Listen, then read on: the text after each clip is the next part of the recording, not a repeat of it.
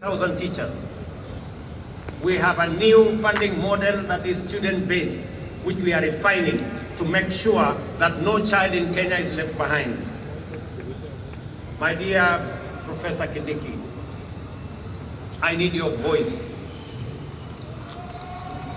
I need your intellect to help me and to help members of our cabinet to profile the things we are doing, to speak to the things that we are doing. I have almost become a lonely voice in the executive, especially in the presidency, speaking about our projects, speaking about our programs, elaborating on what we are doing. You are eloquent, my brother. You are intelligent, my brother.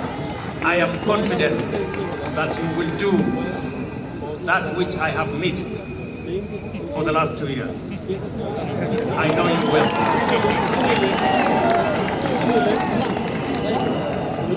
We have a huge program on university funding and higher education funding. We have a huge program that today our farmers across Kenya have access to fertilizer. We have a huge program on expanding our irrigation. We have a big program on what we are doing.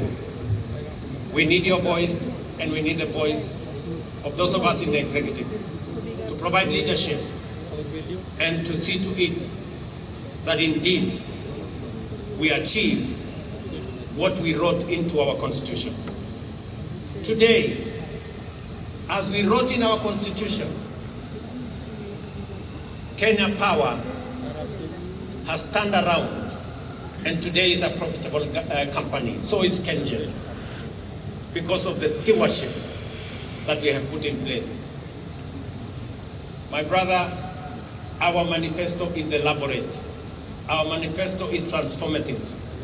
We are implementing it page by page, paragraph by paragraph, chapter by chapter, because we have to transform this great nation, and failure is not an option. We must. We have a big program on rural electrification to connect close to 300,000 homes across Kenya. I need your support to the Ministry of Energy, who are doing a wonderful job in that exercise. We have a big program on markets across Kenya. We have a big program on housing across Kenya. Today, we have 160,000 people working in a housing program.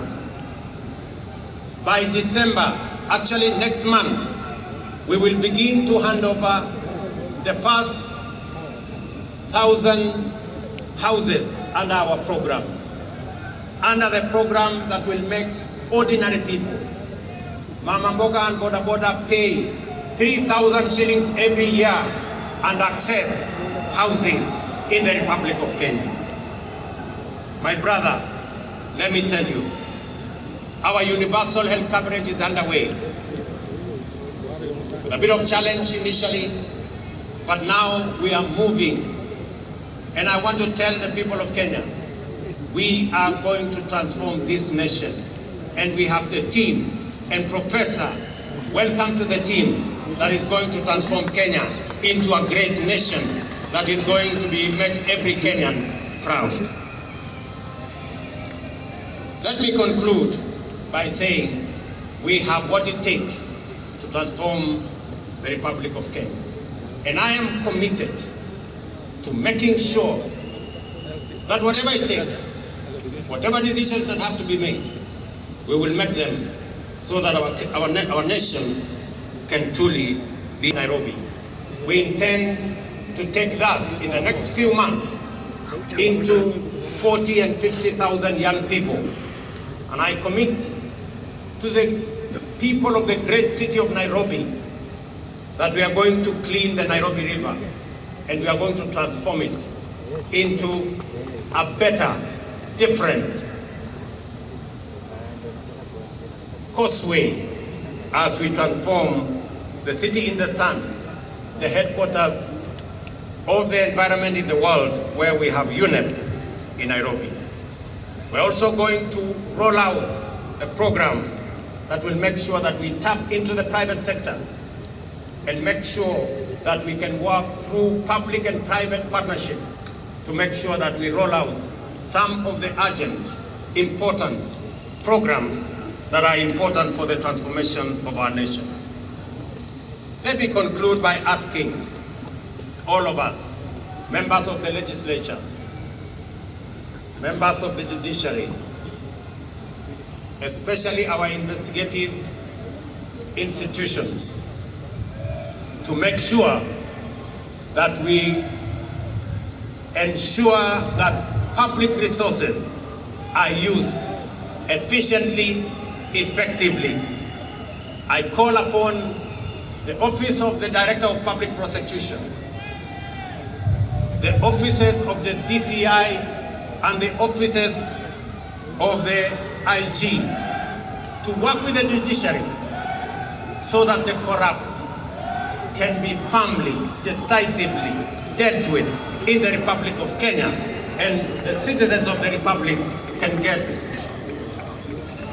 their due in the expenditure of public resources.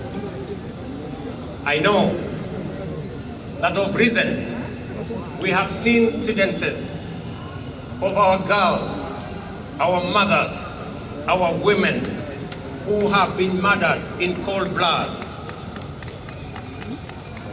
And let me say this, that the DCI and all the investigative authorities in the Republic of Kenya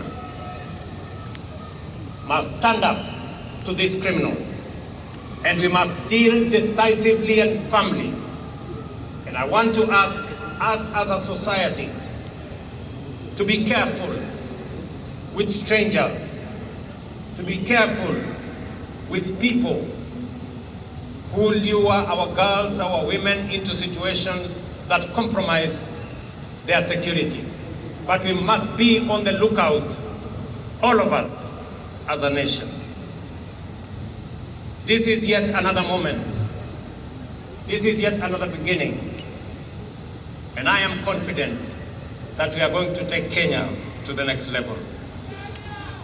Professor Kindiki, as you and all know, there is much to be done to fulfill our commitments and set our nation on the path to prosperity. I expect you to embark on your duties with dispatch and zeal. I wish you success as you begin your service in the high office you have assumed today. May God bless you. May God bless your family. And may God bless our great republic, the nation of Kenya. Asanteni sana, Mungu awabariki, na tutasonga mbele pamoja. Asanteni. Naomba sote sasa tusimame wima kama ishara ya uzalendo wetu. Tumalizie kwa wimbo wa taifa. Wimbo wa taifa.